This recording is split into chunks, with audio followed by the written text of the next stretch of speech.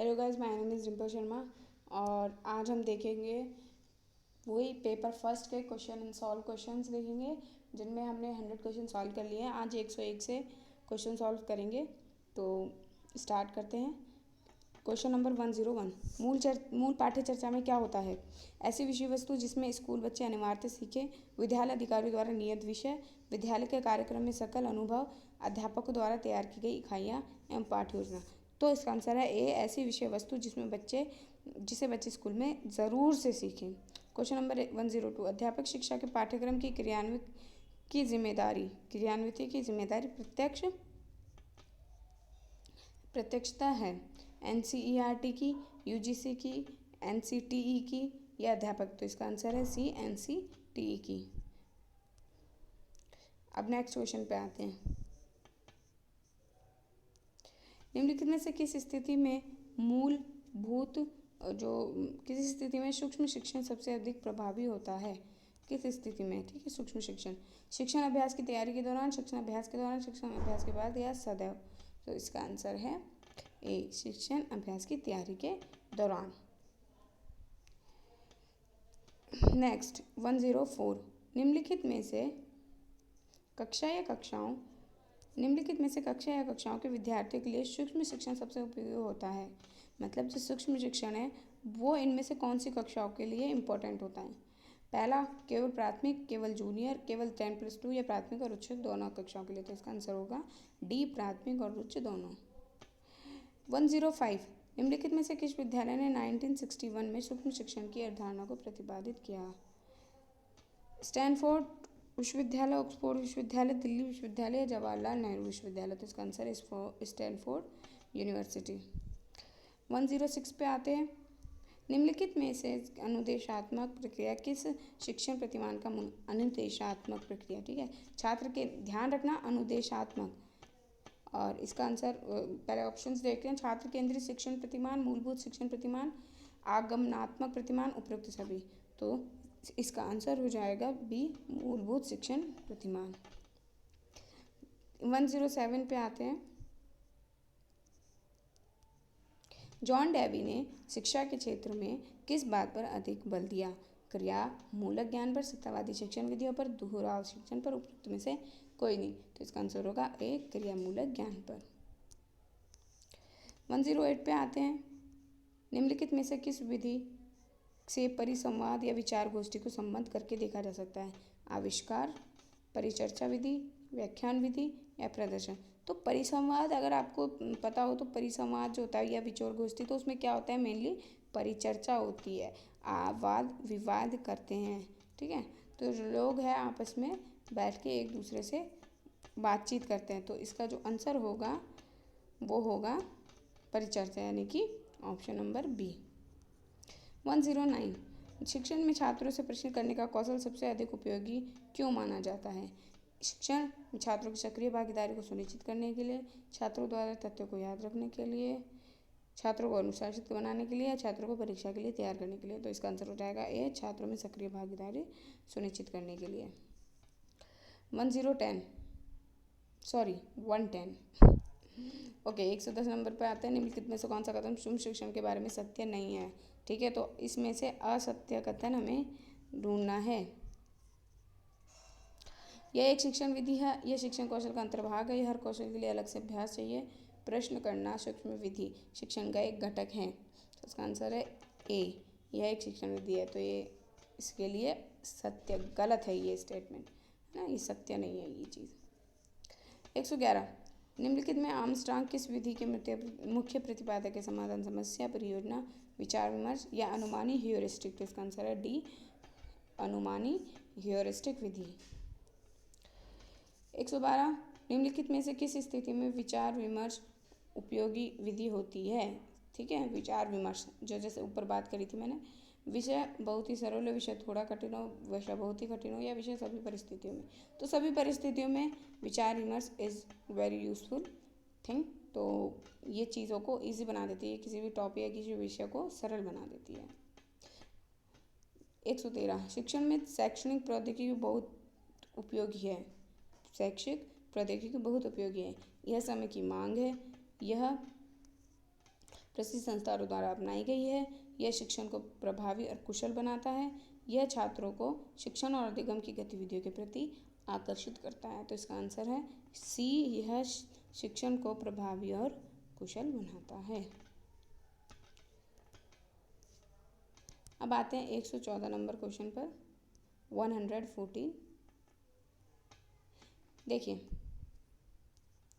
पाठ्यक्रम में योजना कौन से घटक समावित किए जाते हैं।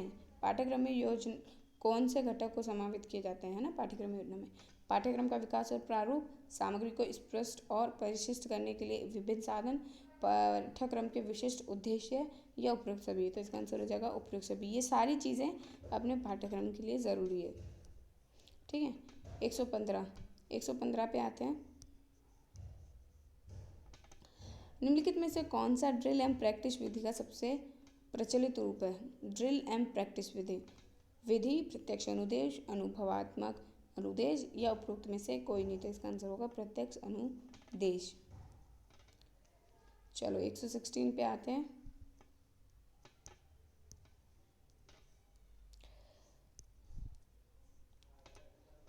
हम्म 116 की बात करते हैं। तो निम्नलिखित में से कौन सी विधि अभ्यास के लिए उपयुक्त है। निम्नलिखित में से कौन सी विधि अभ्यास के लिए उपयुक्त है। आगमनात्मक, इंडक्टिव, निगमनात्मक, रिडक्टिव, ड्रिल विधि या विचार विमर्श विधि।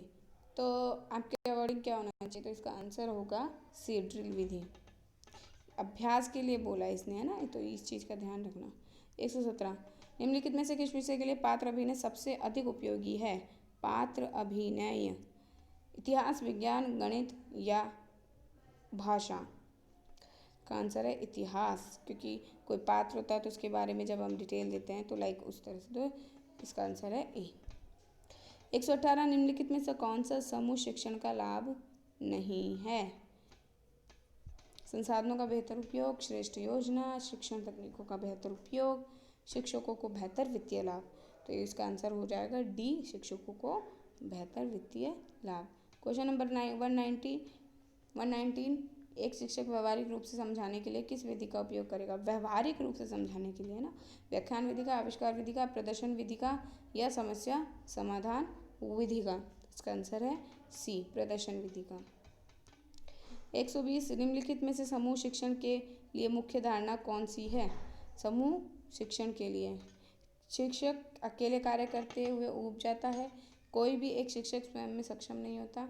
श्रेष्ठतम शिक्षक शास्त्र द्वारा साझा किए जा सकते हैं। एक अकेला शिक्षक कक्षा को नियंत्रित नहीं कर सकता। तो मुख्य धारणा बतानी है अपन, ठीक है, मुख्य धारणा बतानी है। इसका आंसर है सी, श्रेष्ठतम जो शिक्षक है वो छात्रों द्वारा साझा किए जाते हैं। ये और ये सबसे, अगर इन चारों में से पढ़ें तो सबसे ज़्यादा पॉजिटिव पॉइंट यही है। 121 निम्नलिखित में से CAI किसका संक्षिप्त नाम है। ठीक है, CAI computer analyzed instruction, computer assisted instruction, computer assisted intelligence या उपयुक्त में से कोई नहीं। तो इसका आंसर हो जाएगा बी, कंप्यूटर असाइटेड इंस्ट्रक्शन। 122 निम्नलिखित में से कौन सी कंप्यूटर सहायता प्राप्त निर्देश की विधि नहीं है। ठीक है, तो कंप्यूटर एडेड इंस्ट्रक्शन जो है, कौन सी कंप्यूटर सहायता प्राप्त निर्देश नहीं है। ट्यूटोरियल विधि, अभ्यास विधि, सतत अनुकरण विधि या प्रश्न विधि। इसका आंसर होगा बी। नेक्स्ट पे आते हैं 123 पर। एक शिक्षक को विषय सामग्री को प्रस्तुत करते हुए सबसे ज़्यादा निम्नलिखित में से किस विचार पर विचार करना चाहिए। किस पर, है ना, संरचना पर, संतुलन पर, प्रेरणा पर या उपरोक्त सभी पर। तो सभी चीज़ों पर उसे ध्यान देना चाहिए। 124 शिक्षा के क्षेत्र में प्रौद्योगिकी के उपयोग में निरंतर वृद्धि हो रही है, जिससे शिक्षा का स्वरूप परिवर्तित हो रहा है। निम्नलिखित में से कौन से शब्द ऐसे परिवर्तन को प्रतिबिंबित करते हैं। शिक्षार्थी उन्मुख, शिक्षक उन्मुख, ए और बी दोनों या उपरोक्त में से कोई नहीं। तो इसका आंसर होगा ए, शिक्षार्थी उन्मुख। 125 की बात करते हैं। निम्नलिखित में से सर्व समूह अनुदेश के संदर्भ में कौन सा कथन सत्य है। ठीक है, तो अपन को राइट स्टेटमेंट ढूंढना है। पहला है छात्रों को अपनी गति प्रगति करने के लिए स्वतः ही अनुमति मिल जाती है। संपूर्ण कक्षा के जो शिक्षण के लिए समान कौशल और सामग्री की सुविधा, शिक्षक द्वारा विशेष वर्ग के छात्रों को एक अनुकूल स्तर पर नए कौशल से परिचित करवाना या उपयुक्त सभी। तो इसका आंसर होगा बिल्कुल जो सत्य का स्टेटमेंट जो है, राइट स्टेटमेंट, वो होगा बी, कि संपूर्ण कक्षा के शिक्षण के लिए समान कौशल सामग्री की सुविधा प्राप्त करना। That is very positive statement also.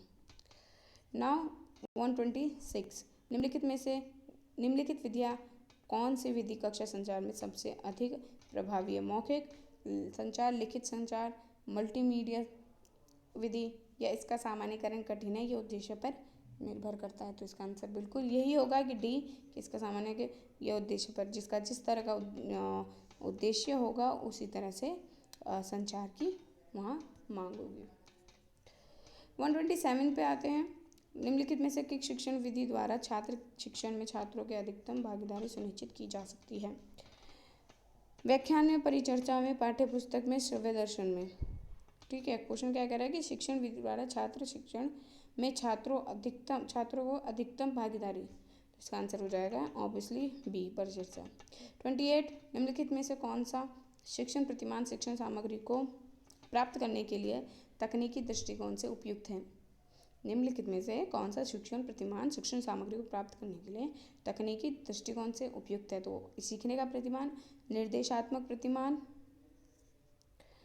मूल्य वर्धित प्रतिमान या उपयुक्त में से कोई नहीं। इसका आंसर होगा बी, निर्देशात्मक प्रतिमान। निम्नलिखित में से कौन सा संचार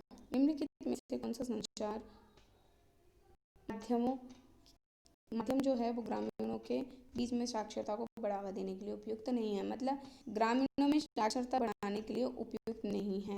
प्रदर्शन, पढ़ना, लिखना, सूचना को उपलब्ध करने के लिए टेलीविजन का माध्यम और फिल्म प्रक्षेपक उपयोग करना, फिल्म प्रक्षेपक।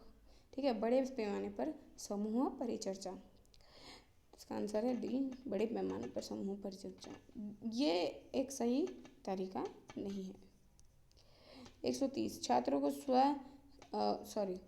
को स्वतःपर्ण रूप में गृह कार्य देने का मुख्य लाभ क्या होता है? होम असाइनमेंट देने का, यानी कि स्वतःपर्ण।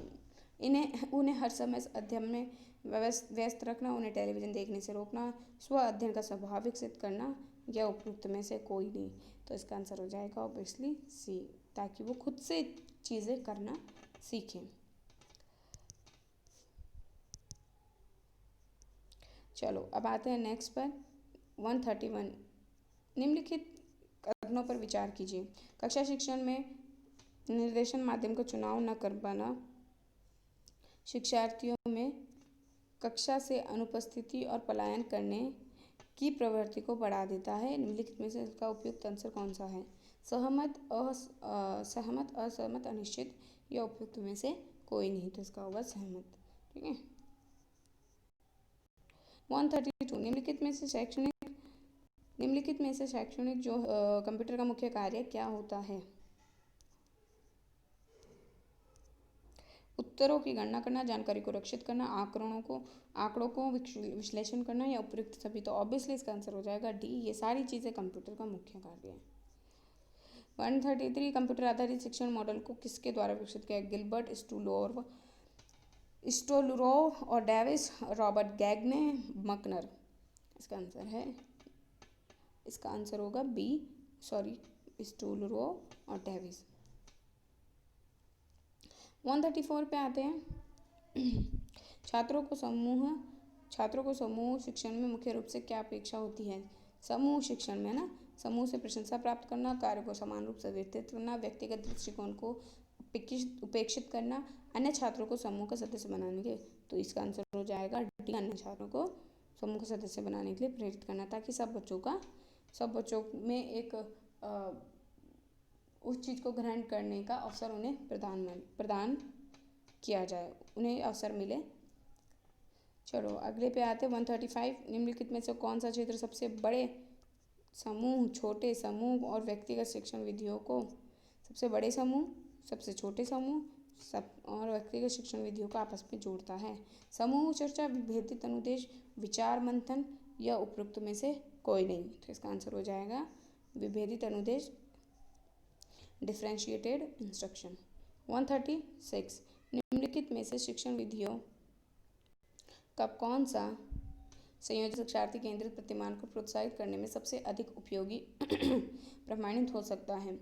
ए व्यक्तिगत अनुदेश और व्याख्यान विधि, सतत अनुकरण प्रदर्शन विधि, सी व्याख्यान विधि और प्रशिक्षण विधि, डी प्रोजेक्ट विधि और प्रत्यक्ष अनुभव। इसका आंसर हो जाएगा ऑब्वियसली डी प्रोजेक्ट विधि और प्रत्यक्ष अनुभव।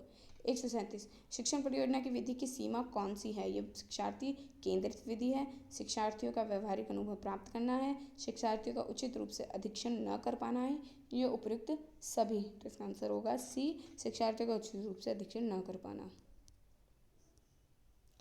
138 पे आते हैं, निम्नलिखित में से अनुमानी ह्यूरिस्टिक किस पर आधारित है?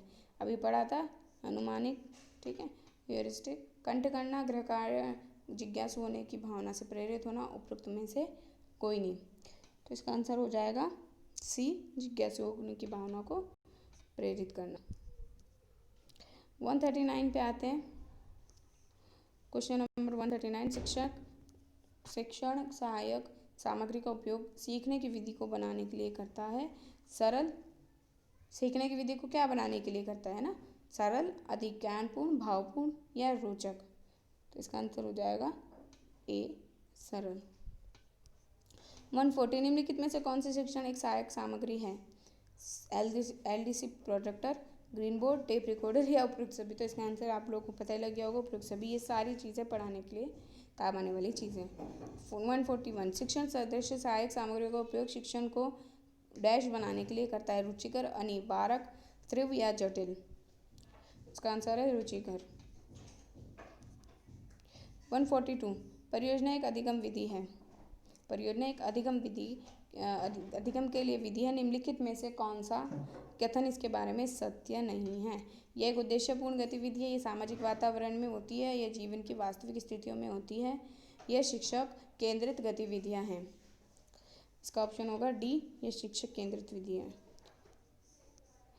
143 प्रसारण सामग्री का उपयोग किया जाता है बेहतर एकाग्रता और सीखने के लिए, अधिकतर लोगों तक पहुंचने के लिए, पढ़ाए जाने वाले विषयों की बेहतर धारणा शक्ति के लिए, उपयुक्त सभी होगा उपयुक्त सभी। ये जो प्रसारण सामग्री है वो इन सब के लिए यूज़ की जाती है, एकाग्रता सिखाने के लिए, लोगों तक पहुंचाने के लिए, बेहतर धारणा शक्ति बनाने के लिए, सबके लिए, ठीक है। 144 पे आते हैं, निम्नलिखित में से कौन सा लाभ ओवरहेड प्रोजेक्टर से संबंधित है? अपेक्षाकृत कम खर्चीला, ओवरहेड पारदर्शकता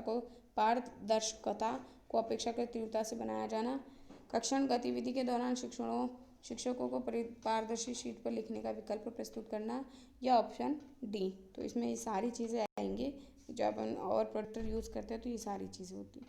तो इसका आंसर हो जाएगा डी। 145 श्याम पट्ट ब्लैक बोर्ड पर लिखते समय सबसे महत्वपूर्ण क्या होता है? अच्छी लिखावट, लेखन में स्पष्टता, बड़े अक्षरों में लिखना या छोटे अक्षरों में लिखना। तो इसका आंसर होगा ए अच्छी लिखावट, क्योंकि इससे भी इम्प्रेशन बनता है। 146 पे आते हैं, श्याम पट्ट को शिक्षण सहायक सामग्री के निम्नलिखित किस समूह में रखा जाता है? ठीक है, जो ब्लैक बोर्ड है उसको कौन से ग्रुप में रखा जाता है?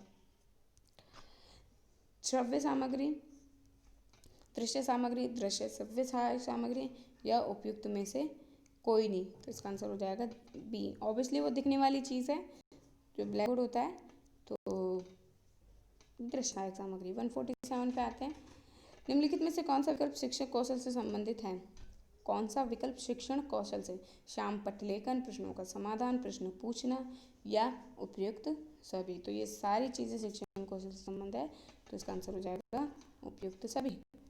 नेक्स्ट, ओके, तो ये 147 आज के लिए बहुत है। नाउ नेक्स्ट वीडियो में हम आगे के क्वेश्चन सॉल्व करेंगे। अगर लेसन पसंद आए हो तो please do like, share and subscribe my channel. और अगर आपको नोट्स वगैरह जो मेरे पहले के वीडियो के नोट्स PDF चाहिए तो you can join my Telegram channel. So thank you, bye, मिलते हैं नेक्स्ट लेसन में।